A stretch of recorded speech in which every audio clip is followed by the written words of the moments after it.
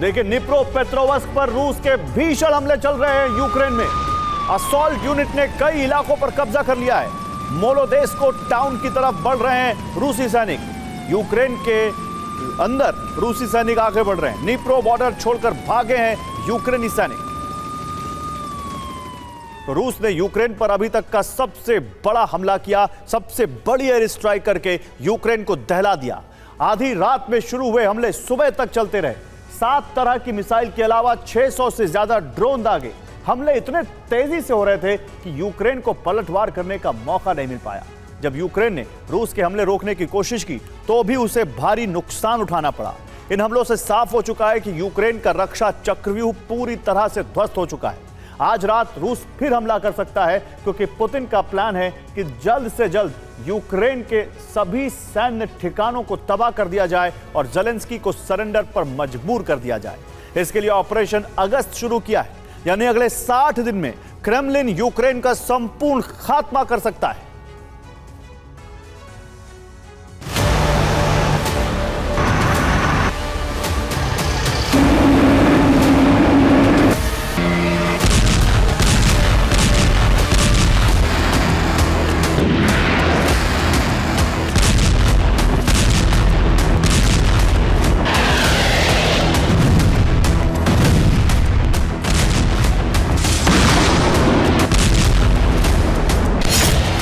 घंटे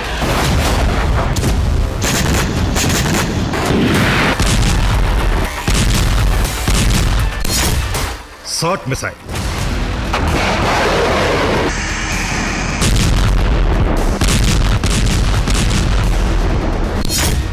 600 ड्रोन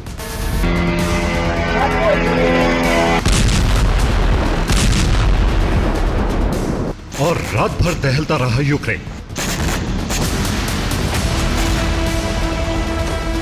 15 से ज्यादा शहरों पर रूस का ऐसा वज्रपात हुआ कि यूक्रेन थर्रा उठा।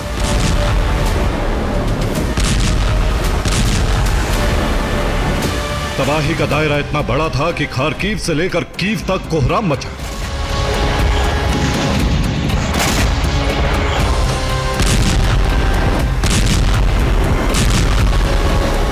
ओडेसा से लेकर सूमी तक इतना बारूद झोंक दिया कि सुबह हुई तो लगा रात कयामत से कम नहीं थी।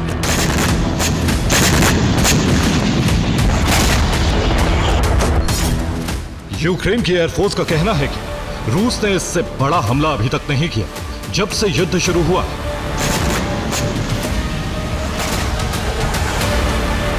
इस बार रूस ने यूक्रेन को पलटवार का मौका नहीं दिया, क्योंकि एक के बाद एक हमले होते रहे। यूक्रेन का सुरक्षा कवच पूरी तरह ध्वस्त हो गया।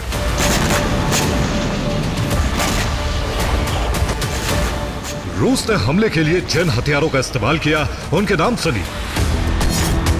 477 kamikaze drone Shahed, 123 single shot drone Lancet, 4 ballistic missile Kinzhal, 7 ballistic missile Iskander, 41 cruise missile KH-101, 5 Kalibr missile,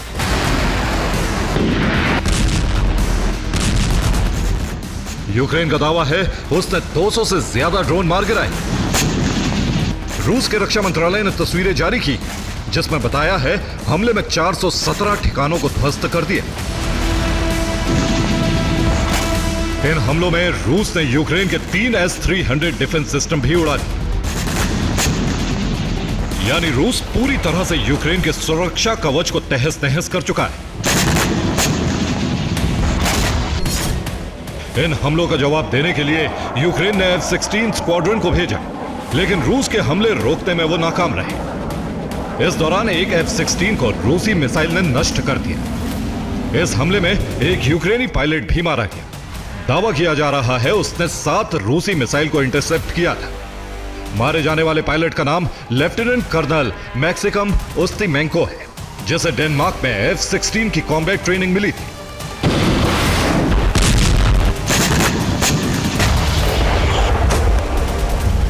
रूस के हमले से कीव में कोहराम मच गया है, क्योंकि इतने ताकतवर हमले करके रूस ने अपने मंसूबे जाहिर कर दिए।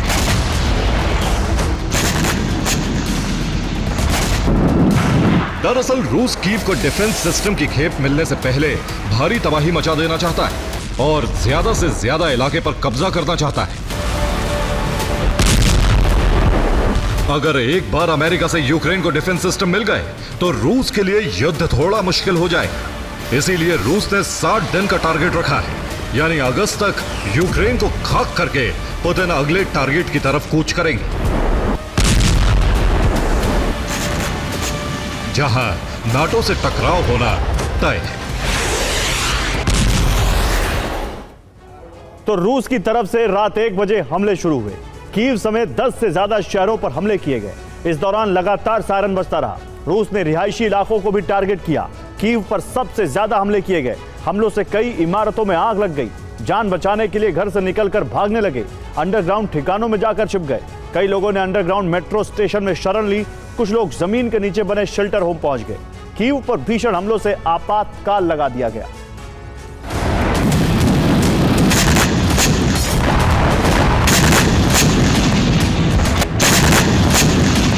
यूक्रेन की धरती पर ऐसा संघार पहली बार हुआ है।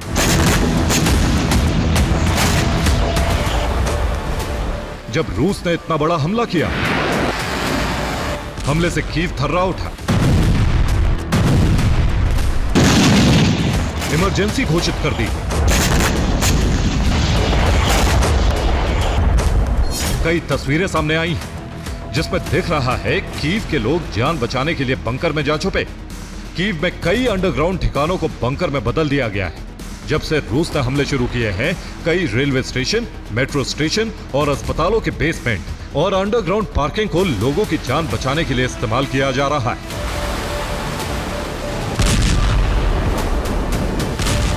इस बीच यूक्रेन का दावा है कि उसने कई हमलों को नाकाम कर दिया। 211 शाहेद ड्रोन मार गिराए, 33 मिसाइलें इंटरसेप्ट कर ली, जिसमें 4 कैलिबर और 1 इस्कंदर मिसाइल शामिल। इन तमाम हमलों को रात में किया गया, जिससे यूक्रेन को पलटवार का मौका तक न मिले।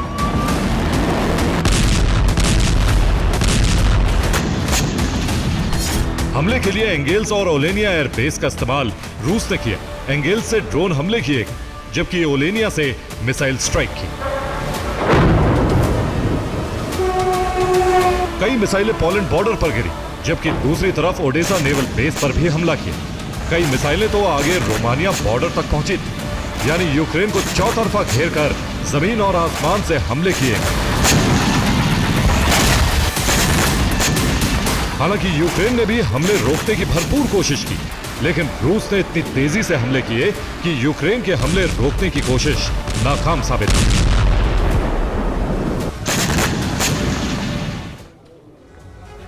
तो 15 शहरों पर बारूदी आफत बरसी, जिसमें कीव पर 71 बार हमले हुए। पश्चिमी यूक्रेन के लवीव पर 29 बार अटैक हुआ, जबकि सूमी में 10 हमले। ज़पोरिजिया पर ड्रोन और मिसाइल मिलाकर कुल 42 हमले किए गए। इसी तरह चेरकासी पर 19 हमले, क्रेमेंचुक पर 11 बार ड्रोन दागे गए।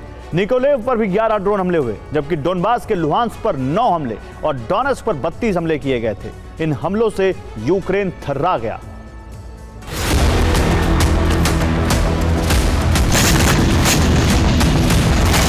रूस ने यूक्रेन में कीव तक हमले किए, जिसमें पश्चिमी यूक्रेन पर 1-2 मिसाइलें ही गिरी, लेकिन सबसे ज्यादा अटैक साउथ ईस्ट यूक्रेन पर था, क्योंकि ये वो इलाका है जहां सबसे ज्यादा खनिज खदानें हैं।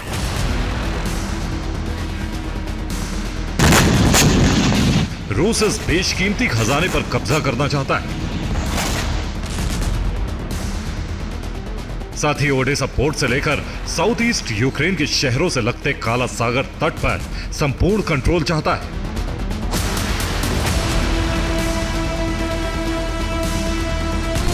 इसलिए उसने डोनेस्क और लुहांस्क की खदानों पर नियंत्रण करना शुरू कर दिया है।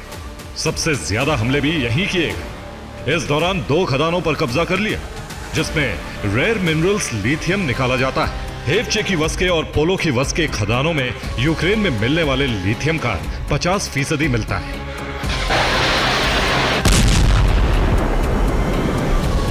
जबकि इससे 2 महीने पहले डोनबास की 2 और खदानों पर कब्जा कर चुका है। इन तमाम खदानों को लेकर अमेरिका से डील करना चाहता है, जिसकी एवज में अमेरिका यूक्रेन को आगे भी सैन्य मदद देता रहे और पुरानी सैन्य मदद के बदले पैसे न मांगे। लेकिन रूस के हमलों ने ज़ेलेंस्की के मंसूबों को रोक दिया है, जिससे ट्रंप के खनिज खजाने को पाने का ख्वाब टूट सकता है। Bureau report, TV9 Bharatvarsh. और रूस के हमलों से लवीव में रिफाइनरी खाक, रिफाइनरी पर शाहे ड्रोन से किए गए हमले। लवीव पर दागे गए 100 से ज्यादा ड्रोन, 15 KH-101 मिसाइल से भी हमले किए।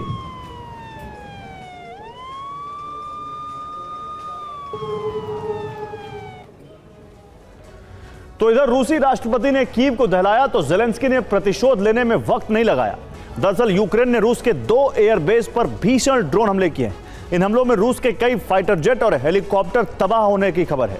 रूस को सबसे बड़ा नुकसान क्रीमिया में पहुंचा है। दावा है कि यहां मौजूद एयरबेस पर एक रात में रूस के $15 करोड़ भस्म हो गए।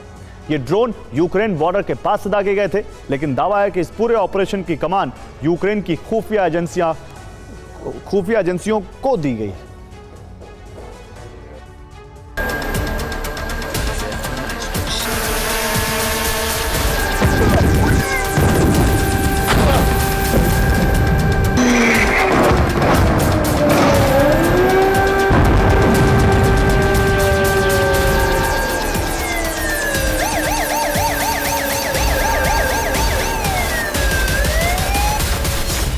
रूसी राष्ट्रपति ने यूक्रेन की धरती को मिसाइलों से फाड़ा, तो उसके कुछ ही मिनटों बाद व्लादिमीर ज़ेलेंस्की ने रूस से प्रतिशोध लेना शुरू कर दिया। इसका जिम्मा सौंपा गया यूक्रेन की ड्रोन ब्रिगेड को, जिसने एक ही रात में व्लादिमीर पुतिन के 2 एयरबेस को दहाकर उन्हें बड़ा आघात दिया। यूक्रेन ने एक ही रात में रूस के 2 एयरबेस पर हमला किया।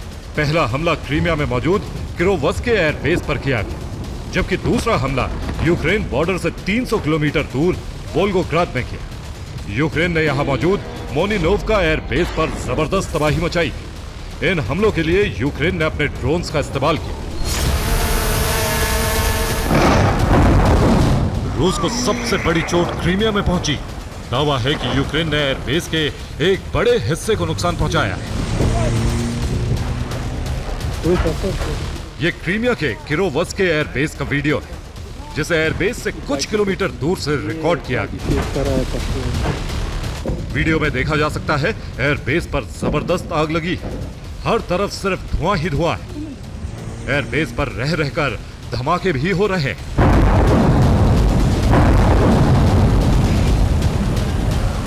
दावा है कि हमले में रूस के 3 अटैक हेलीकॉप्टर तबाह हो गए। वहीं एयरबेस के रनवे को भी जबरदस्त नुकसान हुआ है।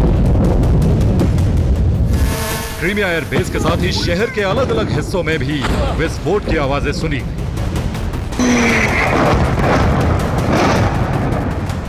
दावा है कि बीती रात यूक्रेन ने क्रीमिया पर करीब 100 ड्रोन दागे, जिसमें से 20 ड्रोन क्रीमिया को हिट करने में कामयाब रहे। ड्रोन हमले में किरोवस्के एयरबेस, 4 रिहायशी इमारतें और एक शॉपिंग कॉम्प्लेक्स को नुकसान पहुंचा है।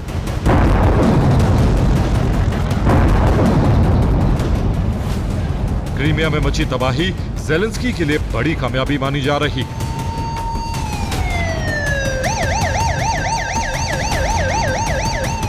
क्योंकि हाल ही में रूस ने वहां कई S-400 एयर डिफेंस सिस्टम की बैटरी तैनात की, लेकिन रूस का यह भरोसेमंद एयर डिफेंस सिस्टम यूक्रेनी ड्रोन को रोकने में 100% सफल नहीं हो पाया, जिसका नतीजा रही क्रीमिया में जबरदस्त तबाही। क्रीमिया में रूस को एक रात में $15 करोड़ से ज्यादा का नुकसान उठाना पड़ा है। कैसे, ये भी आपको विस्तार से बताते हैं। तो क्रीमिया में मौजूद किरोव्स्के एयरबेस पर रूस के एक पंतशीर एयर डिफेंस सिस्टम को तबाह कर दिया गया, जिसकी कीमत $1.5 करोड़ है। इसके अलावा ड्रोन हमलों में रूस का एक Mi-8 हेलीकॉप्टर भी नष्ट हो गया। इस हेलीकॉप्टर की कीमत $1.5 करोड़ है। यूक्रेनी हमले में रूस के Mi-26 हेलीकॉप्टर के भी तबाह होने की खबर है। यह रूस का अटैक हेलीकॉप्टर है जो सेना के सबसे आधुनिक हेलीकॉप्टर्स में शामिल है। इसकी कीमत 2 करोड़ 60 लाख डॉलर के आसपास है। दावा है कि हमले में Mi-28 अटैक हेलीकॉप्टर भी भस्म हो गया, जिसकी कीमत 2.5 करोड़ डॉलर के आसपास आंकी जा रही है। किरोव्स्क के एयरबेस पर रूस का ड्रोन डिपो भी तबाह हो गया। दावा है कि इस डिपो में 7 करोड़ डॉलर की कीमत के सैकड़ों ड्रोन मौजूद थे। एयरबेस पर तबाह हुए इन सभी हथियारों की कुल कीमत 15 करोड़ डॉलर से ज्यादा आंकी जा रही है।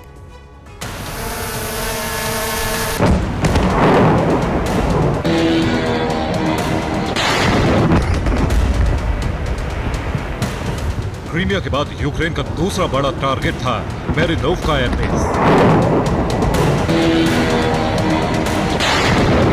इस एयरबेस को दहलाने के लिए ज़ेलेंस्की ने अपने लॉन्ग रेंज ड्रोन्स का इस्तेमाल किया। दावा है कि यूक्रेन का यह हमला भी सफल रहा। रात के वक्त हुए ड्रोन अटैक के बाद एयरबेस से आग की लपटें उठती देखी गई।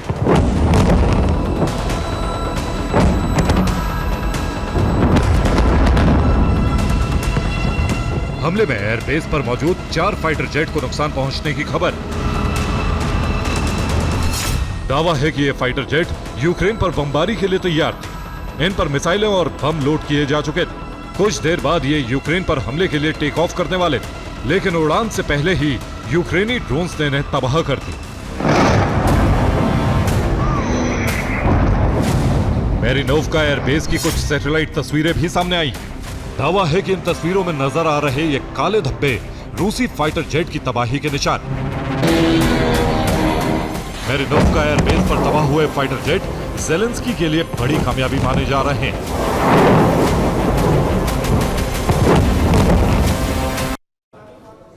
तो मेरिनोवका एयरबेस यूक्रेन बॉर्डर से करीब 300 किलोमीटर दूर है। दावा है कि इसी एयरबेस से रूस बीते एक हफ्ते में 3 बार यूक्रेन पर हमले कर चुका है, लेकिन बीती रात एयरबेस पर यूक्रेन ने प्रीएम्प्टिव स्ट्राइक की।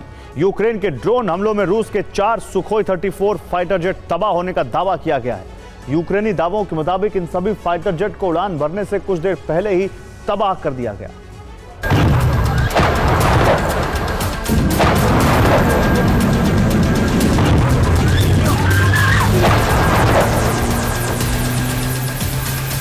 यूक्रेन की सफलता के पीछे उसकी खुफिया एजेंसियां।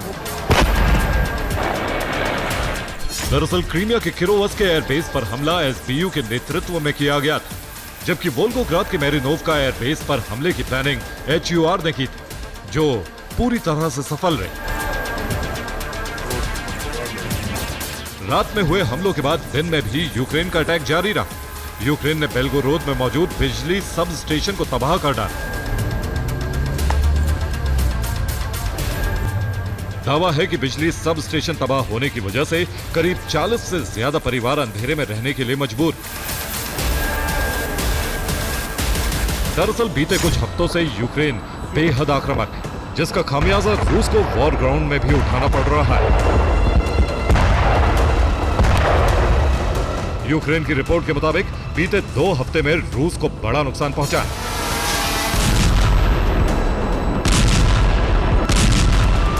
रूस के 39 tank, 78 armoured vehicle, 124 rocket launcher, 14 air defence system, 649 military vehicle, 17 हथियार डिपो और 7 ऑयल डिपो तबाह हो चुके हैं। वॉर ग्राउंड में होने वाले नुकसान का सीधा असर रूस की अर्थव्यवस्था पर पड़ रहा है और अब इस बात को रूसी राष्ट्रपति भी मान रहे हैं।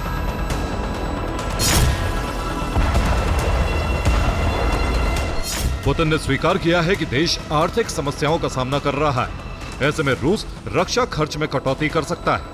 यह कटौती आने वाले 3 सालों में की जा सकती है। दरअसल हाल ही में रूस के आर्थिक विकास मंत्रालय की तरफ से दावा किया गया था कि लगातार लड़ी जा रही जंग की वजह से देश आर्थिक मंदी की तरफ बढ़ रहा है, साथ ही देश के संसाधन खत्म हो रहे हैं। दरअसल रूसी सेना बड़े स्तर पर भर्ती अभियान चला रही है। ऐसे में देश में श्रमिकों की कमी होने लगी।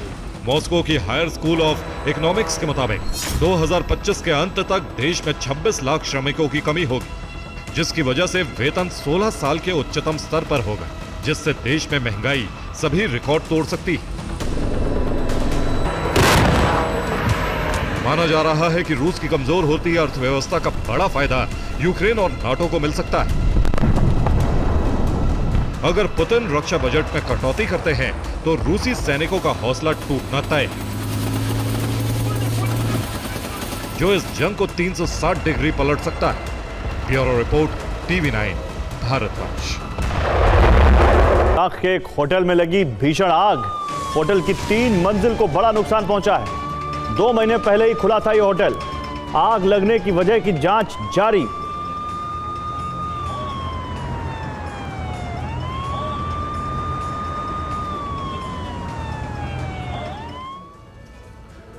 उधर रूस नेटो के महायुद्ध का काउंटडाउन शुरू हो चुका है। इस युद्ध का एपिसेंटर बन सकता है मोल्दोवा, क्योंकि यूक्रेन की मदद के लिए नेटो ने नई रणनीति तैयार की है। इससे रूस पर दबाव बढ़ना तय है। मोल्दोवा से होकर गुजरने वाली डैन्यूब नदी के खास पोर्ट पर नेटो की नजर है। रूस ने इस पोर्ट प्लान पर कड़ी चेतावनी जारी कर दी है। इसके साथ ही नेटो रूस का टकराव लगातार बढ़ता जा रहा है। नॉर्वे से लेकर जापान सागर तक नेटो ने रूस की घेराबंदी तेज कर दी है। रूस ने कहा है कि पश्चिमी देश रूस के खिलाफ षड्यंत्र कर रहे हैं और यह एटमी युद्ध की वजह बन सकता है। देखिए कैसे यूरोप से लेकर एशिया तक रूस और नेटो के बीच टकराव तेज हुए।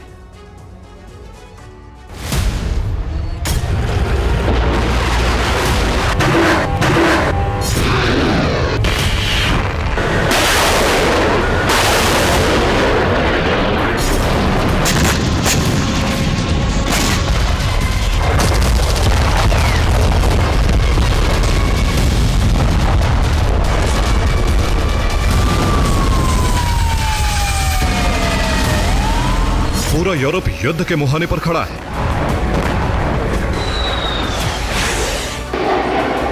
क्योंकि रूस और नाटो के बीच अब तक ऐसे टकराव नहीं हुए हैं।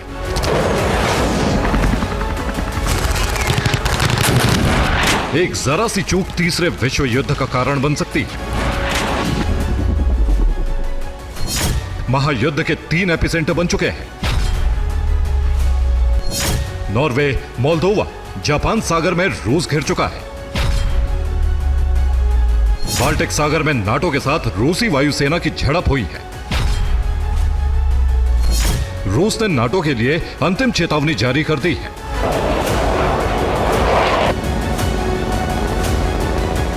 यूक्रेन के मददगारों की हर गतिविधि पर नजर रखने के लिए रूस के टोही विमानों की गश्त लगातार जारी रहती है।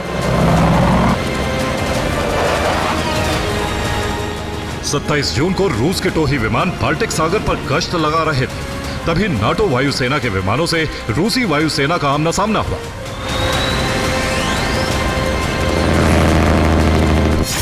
रूस के IL-20M टोही विमान ने कैलिनिनग्राद से उड़ान भरी। बाल्टिक सागर पर गश्त लगाते हुए इसका ट्रांसपॉन्डर बंद था। विमान का रेडियो भी बंद था।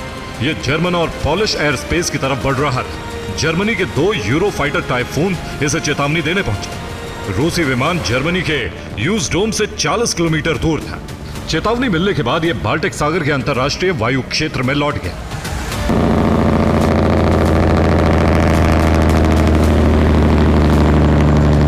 रूस और नाटो के बीच सी डोमिनेशन यानी समंदर में वर्चस्व की लड़ाई तेज हो गई है। बाल्टिक सागर पूरी तरह से नाटो देशों से घिर चुका है। अब नाटो काला सागर में रूस का वर्चस्व घटाने की मुहिम तेज कर रहा है।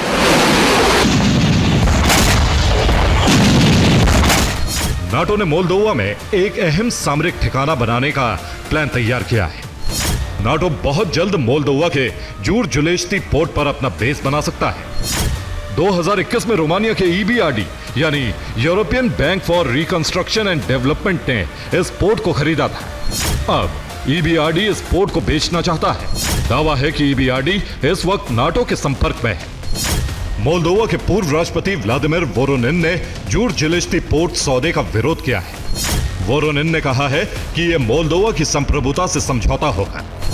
सौदा हुआ तो मोल्दोवा रूस के टारगेट पर आ जाएगा।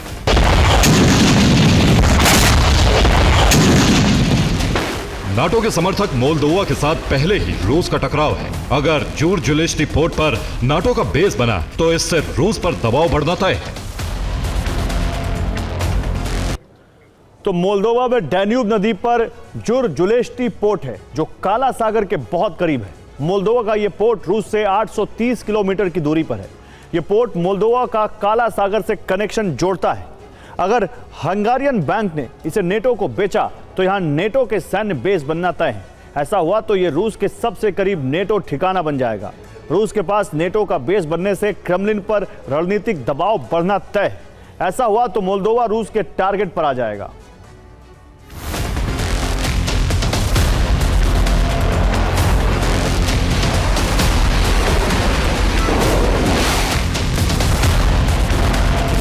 काला सागर में रूस का वर्चस्व घटाने के लिए सौदेबाजी हो रही है तो आर्कटिक क्षेत्र में रूस को घेरा जा रहा है।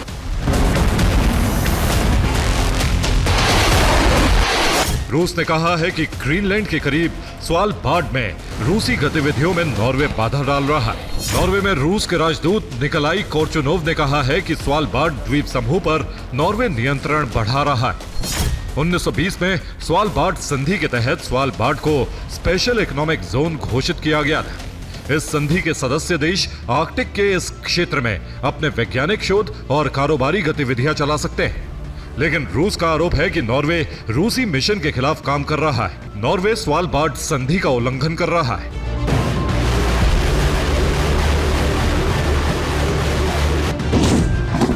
काला सागर से लेकर आर्कटिक तक रूस का टकराव नाटो से बढ़ता जा रहा है। दूसरी तरफ जापान सागर में भी रूस को चोट पहुंचाई गई।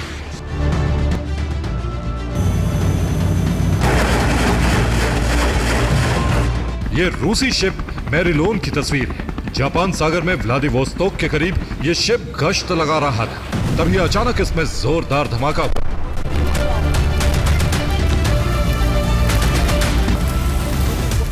धमाके के बाद शिप में आग लग गई। इस धमाके को नाटो का सैबटाश हमला माना जा रहा है। रूस धमाके के कारणों की जांच कर रहा है। धमाके में किसी की जान जाने की खबर नहीं।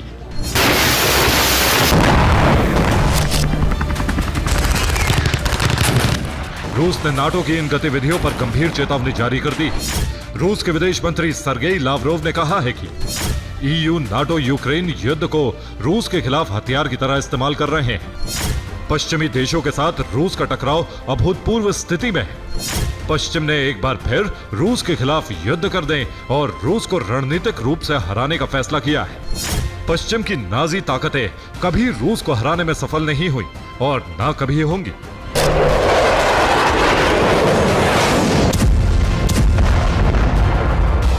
दो 2025 में अब तक रूस और नाटो के बीच 9 बार टकराव हो चुका है। हर टकराव के साथ महासंग्राम की घड़ी और करीब आ रही। Bureau report, TV9 Bharatvarsh. Donetsk में यूक्रेनी सैन्य ठिकाने पर हमला। रूस ने दागे 50 से ज्यादा ड्रोन। हमले से ऑयल टैंकर में तेज विस्फोट हुआ है।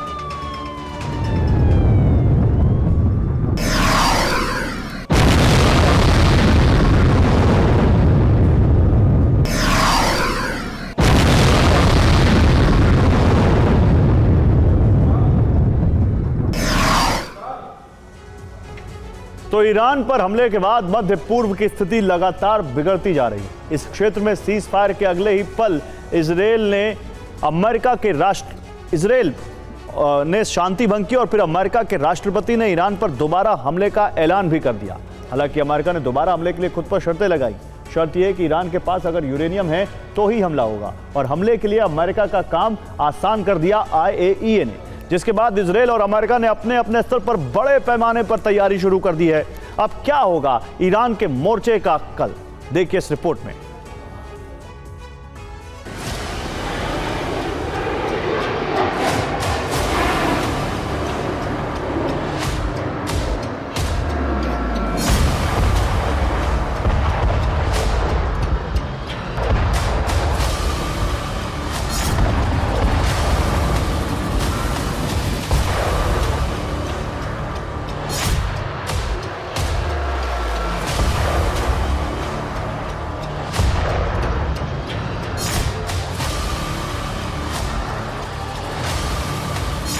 जिस संघर्ष की ज्वाला में तेहरान जला, वो ज्वाला अब और भी भीषण होने जा रही।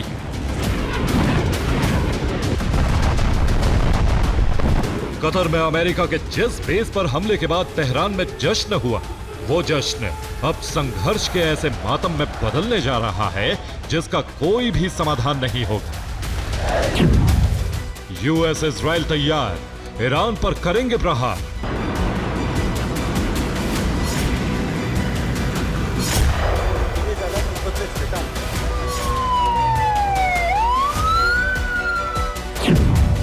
टूट जाएगा युद्ध विराम, बारूद से जलेगा ईरान।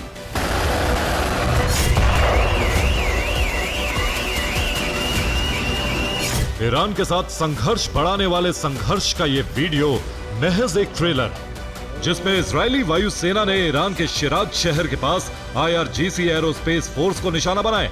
इजराइल ने यह हमला फोर्स के बैलिस्टिक मिसाइल बेस पर किया। हालांकि ईरान के पास लॉन्ग रेंज बैलिस्टिक मिसाइल नहीं, लेकिन इस हमले से इजराइल ने संकेत दे दिया है कि अब जल्द ही ईरान को नए हमले झेलने पड़ेंगे।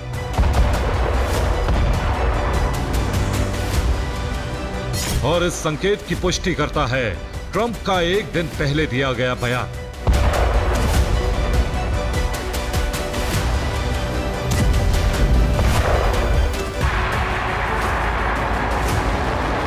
जिसका सीधा मतलब है कि इजराइल अब ईरान के मिसाइल और यूरेनियम भंडार को टारगेट करेगा।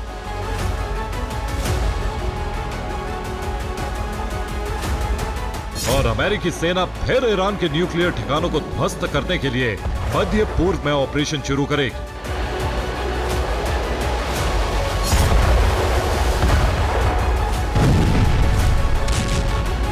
लेकिन सवाल यह है कि ट्रंप की आशंका को बल कौन दे रहा है? जवाब है IAEA। इस परमाणु निगरानी संस्था के प्रमुख राफेल ग्रासी का दावा है कि ईरान ने इस्फहान के प्राचीन ऐतिहासिक स्थलों में संवर्धित यूरेनियम छिपाया है। हालांकि IAEA का काम जासूसी करना नहीं, इसीलिए उनके बयान की पुष्टि मुश्किल। लेकिन जैसे ही उन्होंने दूसरा बयान दिया, वैसे ही अमेरिका के कान खड़े हो गए। ग्रॉसी के मुताबिक ईरान कुछ ही महीनों में यूरेनियम संवर्धन शुरू कर देगा। यूएस और इजराइल ने न्यूक्लियर फैसिलिटी पर हमले किए, लेकिन परमाणु स्थलों को गंभीर नुकसान नहीं पहुंचा, जिनकी जल्द ही मरम्मत करके संवर्धन शुरू हो सकता है। यानी सीधे सीधे अमेरिका के लिए ग्रॉसी ने चेतावनी जारी कर दी। लेकिन सवाल यह है कि क्या ईरान पहले से 408 किलो समृद्ध यूरेनियम शिफ्टिंग में सक्षम था?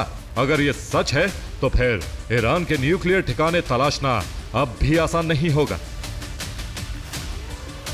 उस पर IAEA की चेतावनी ने यूएस इजराइल के लिए और बड़ी मुश्किल खड़ी कर दी, जो सच भी हो सकती है। ऐसा इसलिए क्योंकि ईरानी सांसदों ने संसद में एक प्रस्ताव लाया है जिसमें IAEA के साथ सहयोग निलंबन पर वोटिंग की गई है। यही नहीं, हमले वाले साइट पर IAEA की एंट्री पर भी बैन लगा दिया है, जिसके बाद ईरान ने अपने परमाणु स्थलों से UN के निगरानी कैमरे हटा दिए। अब स्थिति यह है कि IAEA के लिए न सिर्फ ईरान की परमाणु गतिविधियों पर नजर रखना मुश्किल हो गया, बल्कि यूनाइटेड नेशंस के लिए भी ईरान ने बगावती तेवर अपना लिए। यानी अब तक जिस ईरान ने यूरेनियम संवर्धन के लिए निगरानी संस्थाओं की बंदिशों को स्वीकार किया, उसे सीधे नकारना शुरू कर दिया। और यह संकेत है कि ईरान पर फिर से हमला होगा।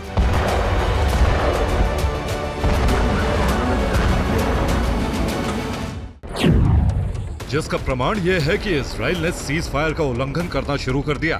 इसके अलावा इजरायली सेना ने ईरान पर बड़े हमलों की तैयारी भी शुरू कर दी और अमेरिका ने भी मध्य पूर्व में बड़े स्तर पर सैन्य तैनाती शुरू कर दी,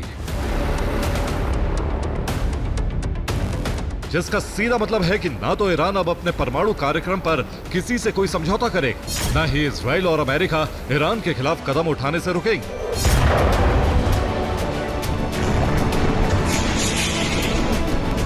और ये सब इसलिए होगा क्योंकि ईरान ने IAEA के साथ सहयोग खत्म कर दिया है। दरअसल ईरान के परमाणु ठिकाने पर हमले के बाद विदेश मंत्री अब्बास अराक्ची ने साफ कहा था कि IAEA को अब ईरान परमाणु ठिकानों का निरीक्षण नहीं करने देगा। IAEA के महानिदेशक राफेल ग्रॉसी का दौरा न सिर्फ बेवजह है, बल्कि उनका यह दौरा दुर्भावना के इरादे से हो सकता है। ये बयान IAEA को निगरानी संस्था के रूप में नहीं बल्कि अमेरिका के जासूस के रूप में पेश कर रहा था, जिसके बाद ग्रोसी की गिरफ्तारी की मांग भी हुई और फिर ईरान ने सहयोग संबंध तोड़ दिए, जिसके बाद स्थिति और बिगड़ गई। अमेरिका के विदेश मंत्री मार्को रूबियो ने ग्रोसी की गिरफ्तारी की मांग को अस्वीकार्य बताया। उन्होंने कहा कि ईरान की मांग की निंदा की जानी चाहिए। इसके अलावा अमेरिका IAEA की ईरान में निगरानी की कोशिश का भी समर्थन करता है। हालांकि ये विरोध सिर्फ शाब्दिक था, लेकिन अमेरिका के एक और कदम ने ईरान के लिए संकट खड़ा कर दिया। अमेरिका ने ईरान के साथ लंबे संघर्ष की आशंका को देखते हुए सऊदी अरब के पश्चिमी हिस्से में 3 नए अड्डे स्थापित करने की तैयारी कर ली और इन 3 अड्डों के निर्माण के लिए सामग्री भी पहुंचा दी गई, जिसे देखते हुए ईरान के विदेश मंत्री अब्बास अराक्ची ने 2 टूक कह दिया है कि अब ईरान अपने खून के आखिरी कतरे तक दुश्मनों से लड़े।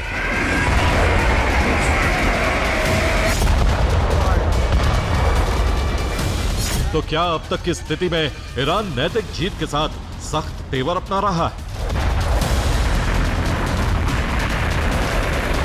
इस सवाल का जवाब IRGC कुद्स फोर्स के कमांडर इस्माइल कानी ने दिया है।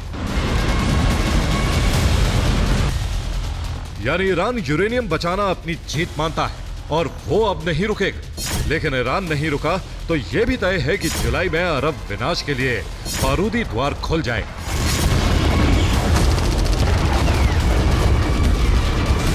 Bureau report, TV9 Bharatvarsh.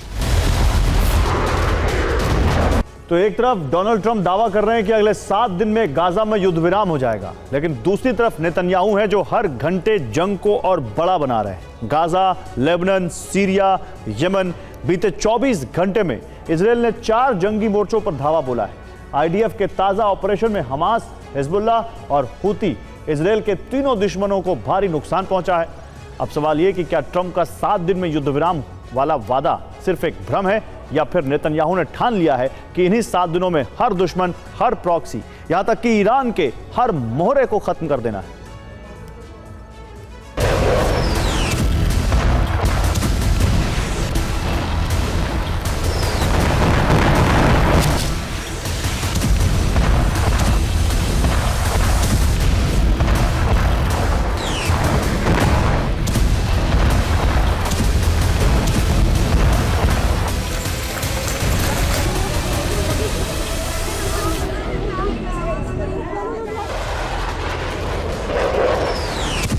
Gaza में बेहिसाब बमबारी हुई,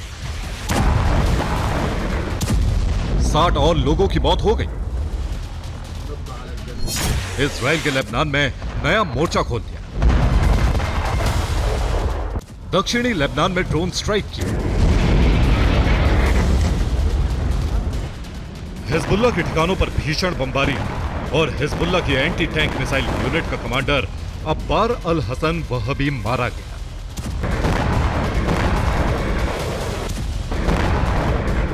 इजराइल की एयर स्ट्राइक में हिजबुल्लाह की राडवान फोर्स के चीफ की भी मौत हो गई। दक्षिणी सीरिया में इजराइल की अलेक्जेंड्रोनी ब्रिगेड का कमांडो एक्शन, हथियार डिपो पर छापा, ईरान के कई प्रॉक्सी लड़ाके पकड़े। यह सब बीते 24 घंटे में हुआ।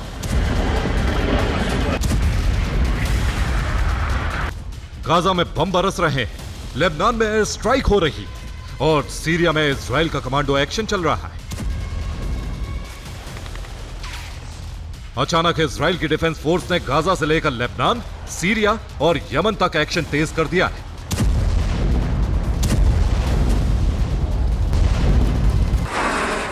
क्योंकि 24 घंटे पहले अमेरिका के राष्ट्रपति डोनाल्ड ट्रंप ने ओवल ऑफिस में प्रेस कॉन्फ्रेंस करके गाजा में अगले हफ्ते से सीज फायर का ऐलान कर दिया था। एक तरफ ट्रंप 7 दिनों में युद्ध विराम का दावा कर रहे हैं, दूसरी तरफ नेतन्याहू गाजा, लेबनान, सीरिया और अब यमन तक युद्ध को और विस्तार देते जा रहे हैं। गाजा में कहर, लेबनान में बमबारी, सीरिया में कमांडो एक्शन और अब यमन में बैलिस्टिक मिसाइलों की गूंज। नेतन्याहू ने एक साथ 4 मोर्चों पर युद्ध छेड़ दिया है। इजराइल की सेना हर तरफ हमला कर रही है, क्योंकि गाजा में सीज फायर हो इससे पहले इजराइल हर दुश्मन को खत्म कर देना चाहता है। युद्ध के अपने लक्ष्य को पूरी तरह हासिल करना चाहता है। इजरायली सेना का दावा है कि उसने हमास के टॉप कमांडर हकम अल ईसा को मार गिराया है। आईडीएफ यानी इजरायली डिफेंस फोर्स ने दावा किया है कि हकम अल ईसा 7 अक्टूबर के हमले का मास्टरमाइंड था। हवा, जमीन और समुद्र के जरिए इजराइल पर हमले की योजना उसी ने बनाई थी। इसके अलावा लेबनान में आईडीएफ ने 2 बड़े कमांडर मार गिराए हैं। हसन मोहम्मद हमूदी बिंत जुबैल में एंटी टैंक यूनिट का चीफ और अब्बास अल हसन वाहबी रेडवान फोर्स का खुफिया प्रमुख।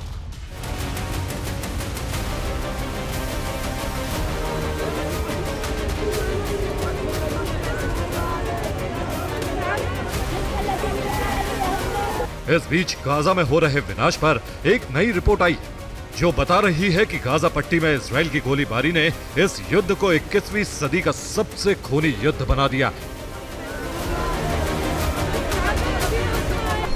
फिलिस्तीन के स्वास्थ्य मंत्रालय ने गाजा में मारे गए लोगों के नामों की एक लिस्ट जारी की। ये लिस्ट 1227 पन्नों की। इसके अलावा इजरायली अखबार हारिट्स ने रिपोर्ट किया है कि अब तक करीब 1 लाख फिलिस्तीनी इस युद्ध में मारे जा चुके हैं। लंदन विश्वविद्यालय के होलोवे कॉलेज के अर्थशास्त्री प्रोफेसर माइकल स्पैगेट ने गाजा में हुई मौतों के बारे में किए रिसर्च में दावा किया है कि इस युद्ध में फिलिस्तीन की करीब 4% आबादी की मौत हो चुकी और 56% मृतक महिलाएं और बच्चे हैं। गाजा में 60 लोगों की मौत तो बीती रात हुए इजराइल के सबसे नए हमले में हुई। गाजा के अलावा इजरायली वायुसेना लगातार लेबनान के दक्षिणी हिस्से में सर्जिकल स्ट्राइक कर रही है। मकसद साफ, हिजबुल्लाह को फिर से खड़ा नहीं होने देना। यमन में भी हूती वर्सेस इजराइल का नया मोर्चा खुल गया है।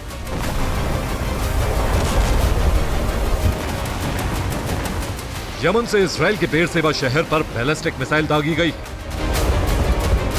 अब नेतन्याहू सरकार यमन पर भी वैसे ही हमले कर सकती है जैसे उसने ईरान के परमाणु ठिकानों पर किए। और जिस समय नेतन्याहू ईरान के कई प्रॉक्सी को खत्म करने में जुटे थे, जिस समय इजराइल और अमेरिका ईरान पर दूसरे राउंड के हमले की तैयारी कर रहे हैं, उसी समय इजराइल के प्रधानमंत्री बेंजामिन नेतन्याहू इजराइल में ही संकट में फंस गए। नेतन्याहू पर भ्रष्टाचार के जो 3 केस दर्ज हुए हैं, उसमें अब उनसे पूछताछ होने वाली।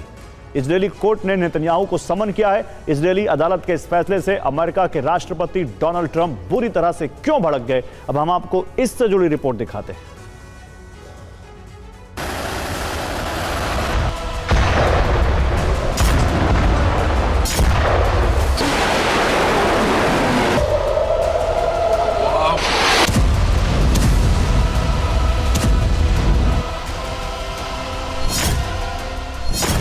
जंग के बाद इजराइल और ईरान में तनाव लगातार बढ़ता जा रहा है।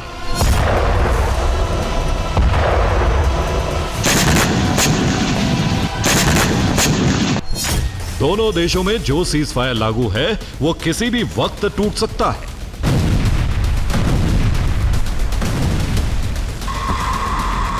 इजराइल ईरान पर एक बार फिर से हमला कर सकता है।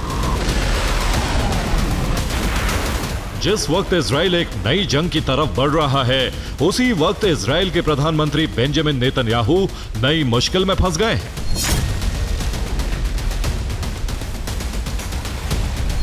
दरअसल नेतन्याहू पर 3 आपराधिक मामले चल रहे हैं। इन मामलों को लेकर नेतन्याहू को 30 जून को इजरायली कोर्ट में पेश होना है। शुक्रवार को नेतन्याहू के वकीलों ने अर्जी दाखिल की थी।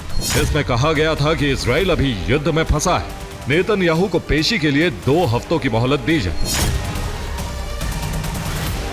लेकिन कोर्ट ने नेतन्याहू की इस अपील को खारिज कर दिया है।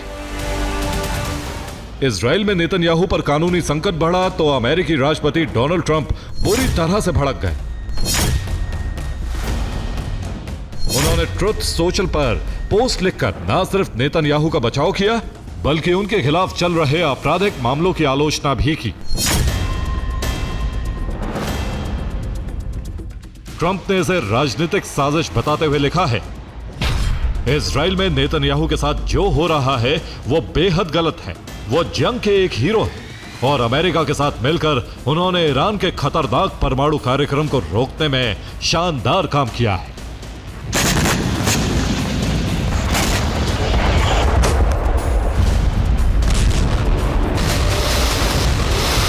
अमेरिकी राष्ट्रपति डोनाल्ड ट्रंप यहीं नहीं रुके। उन्होंने आगे कहा कि महत्वपूर्ण बात यह है कि वो अभी हमास के साथ एक समझौते पर बातचीत कर रहे हैं जिसमें बंधकों की रिहाई शामिल है। यह कैसे संभव है कि इजराइल के प्रधानमंत्री को पूरे दिन कोर्ट में जबरन बैठाए रखा जाए? डोनाल्ड ट्रंप ने साफ कर दिया है कि अमेरिका इजरायली कोर्ट के इस फैसले के खिलाफ है। ट्रंप ने नेतन्याहू को मामले से मुक्त करने को कहा है। यह पागलपन और न्याय का मजाक है। अमेरिका हर साल अरबों डॉलर देकर इजराइल की मदद करता है। अमेरिका यह बर्दाश्त नहीं करेगा। हम इसका साथ नहीं दे सकते। नेतन्याहू को इस मामले से मुक्त किया जाना चाहिए। उनके पास और भी बड़े काम हैं।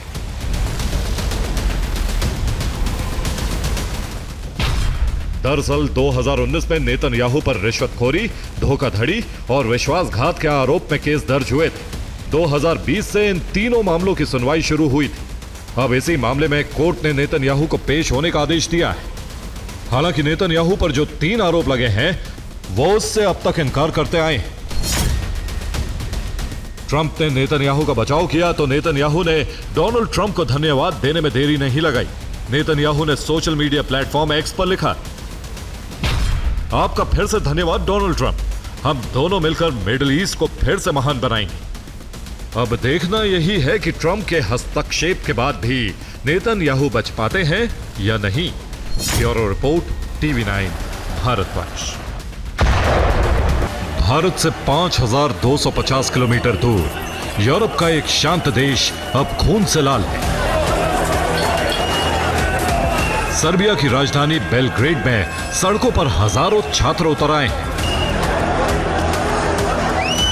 सर्बिया में बिल्कुल वही हो रहा है जो 1 साल पहले बांग्लादेश में हुआ था। पुलिस और प्रदर्शनकारी छात्रों के बीच हिंसक झड़प हो रही है। सर्बिया में तख्ता पलट के नारे गूंज रहे हैं।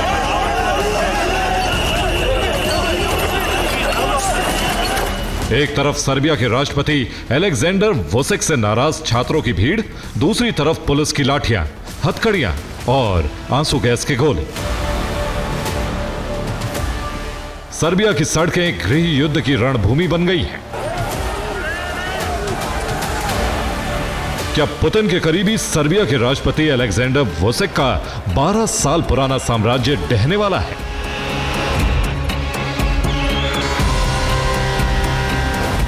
क्या अलेक्जेंडर वुसिक का हाल शेख हसीना जैसा होने वाला है?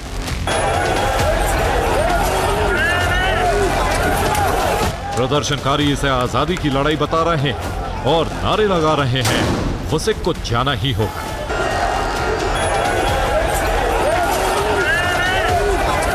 सर्बिया में छात्र आंदोलन 8 महीने से जारी, लेकिन अब यह आंदोलन आउट ऑफ कंट्रोल हो गया है।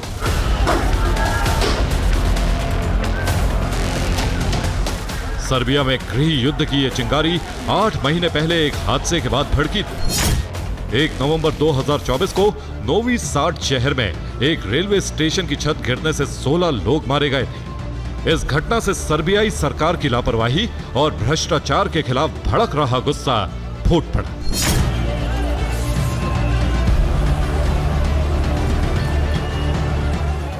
इन विरोध प्रदर्शनों की अगुवाई देश के विश्वविद्यालयों के छात्र कर रहे हैं और अब छात्रों के नेतृत्व में यह गुस्सा राष्ट्रपति वुसिक की तानाशाही के खिलाफ राष्ट्रीय विद्रोह में बदल चुका है।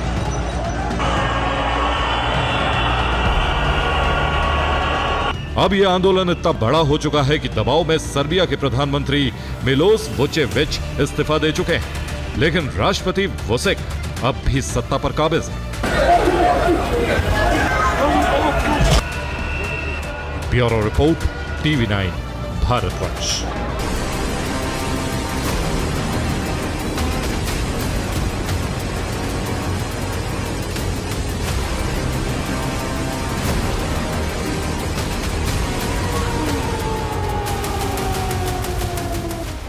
सैलाब के सामने जो भी आया बहा कर ले गया, फिर चाहे कार हो या मकान, सब कुछ सैलाब के सामने बेबस है।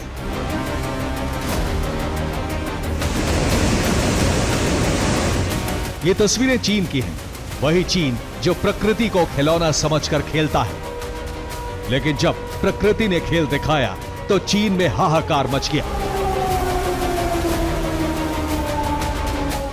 चीन के दक्षिणी और उत्तरी इलाके में सैलाब कहर बनकर टूटा है। करीब 6 प्रांत इस वक्त भीषण बाढ़ की चपेट में हैं। सबसे बुरे हालात गुइझोउ प्रांत के हैं।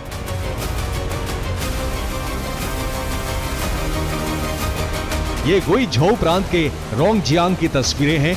जिस मॉल में सैलाब का भीषण कहर टूटा है वो रिगजियांग का सबसे बड़ा शॉपिंग मॉल है। लेकिन अब यहां सैलाब का कब्जा है। हर तरफ सिर्फ पानी ही पानी है।